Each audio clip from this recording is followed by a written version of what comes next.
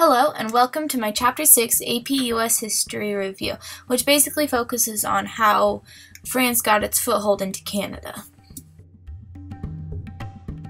The many wars that were arriving in France in the 1500s, especially Bartholomew's Day in 1572, which was for the Roman Catholics versus the Protestant Huguenots, which left over 10,000 and more Huguenots who were brutally butchered, as they say in the book. This then began the new era, which started especially with the Edict of Nantes, formed in 1598. The Edict of Nantes grants, quote, limited toleration to French Protestants, end quote, page 105 of our U.S. history books, or at least mine. And it also stopped many religious wars, and basically made France the, quote, mightiest and most feared nation in Europe, end quote, also page 105 of my U.S. history textbook. And we can't forget about Quebec, of course, which was established in 1608 near the St. Lawrence River, and the leader who basically founded it was Samuel de Champlain. I apologize if I butchered that pronunciation, who is also considered the father of New France.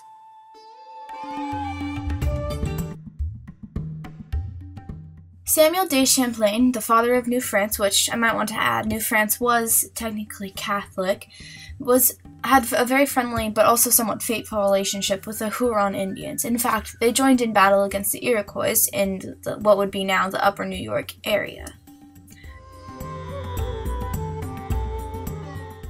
France eventually took over the Ohio Valley, which caused a lot of struggle between them and the British for supremacy.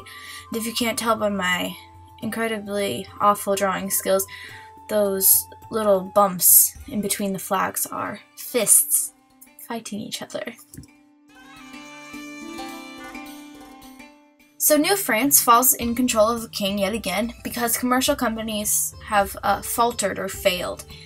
And under the new king, people cannot elect any representatives, nor can they have a trial by jury, and it's completely autocratic. The people who lived in New France in 1750, which was about 60,000 people, plus or minus a few, had absolutely no economic motive, that is, to move or migrate. So they were perfectly happy and fine where they were. And in fact, the Protestant Huguenots, which were those little frowny guys in the corner, were denied allowance into this, quote, raw colony, which is on page 106 of our AP history textbooks.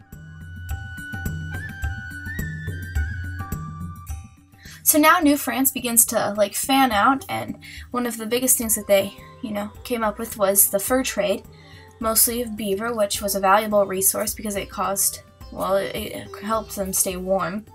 And so there were French fur trappers who would cover the land and, quote, litter the land with scores of place names. So basically they just named everywhere, like Baton Rouge, Terre Haute, I'm not exactly sure on the pronunciation, Des Moines, and the Grand Teton.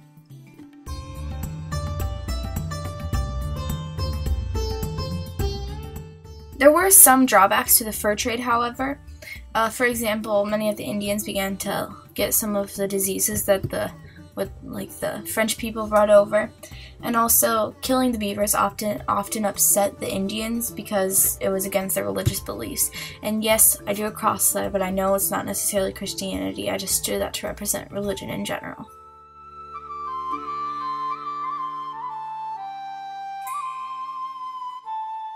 Since 1688, there had been many clashes of the empires, which were Spain, France, and Britain.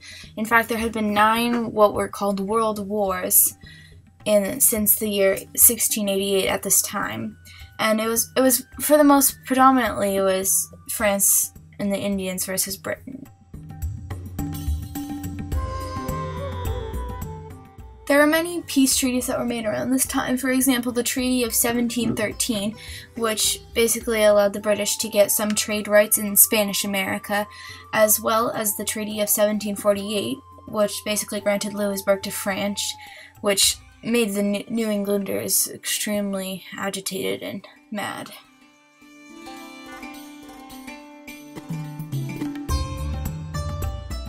course, we can't forget about good old George Washington.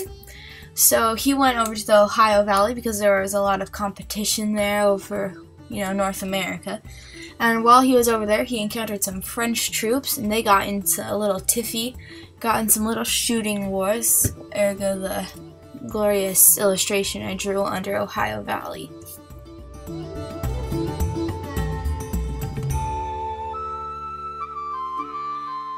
During this whole battles of who was going to get North America and whatnot, there were a lot of global wars and colonial disunity going on. So, for example, the French-Indian War began, which is commonly known as the 7 Years' War, because, well, it lasted 7 whole years, which was ended by the Treaty of Paris, which is basically in favor of Britain.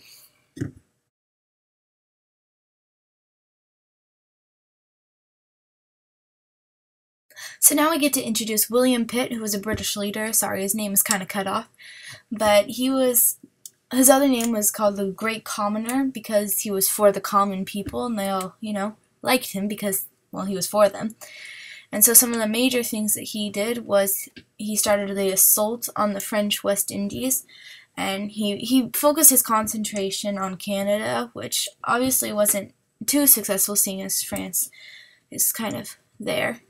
And he started the expedition in Louisbourg, and then put his efforts in toward Quebec.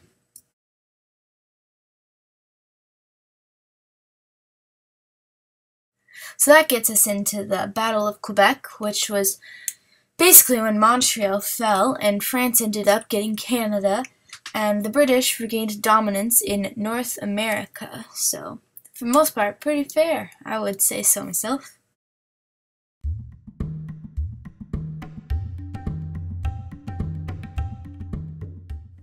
So sorry, but this one can get a little hard to explain, especially because part of the picture was cut off. So basically, the Americans came out of the multiple wars and tensions a lot more confident in themselves, but that also created a lot of friction between the English officers and the colonial, what they considered, boors. And one of the big things was that Americans didn't wish to pay taxes for the British, especially because the British were requesting the taxes for their safety, and as they had officially gained dominance in the North America region, it was kind of unneeded, I would say. Or that's what the Americans thought. But Britain still felt the need to station their troops in North America, so that's what they did. And the Americans began to resent the British authority over them. So, thank you for watching my presentation on Chapter 6 from our AP History Review. And, well, that's all, folks, just like the picture says.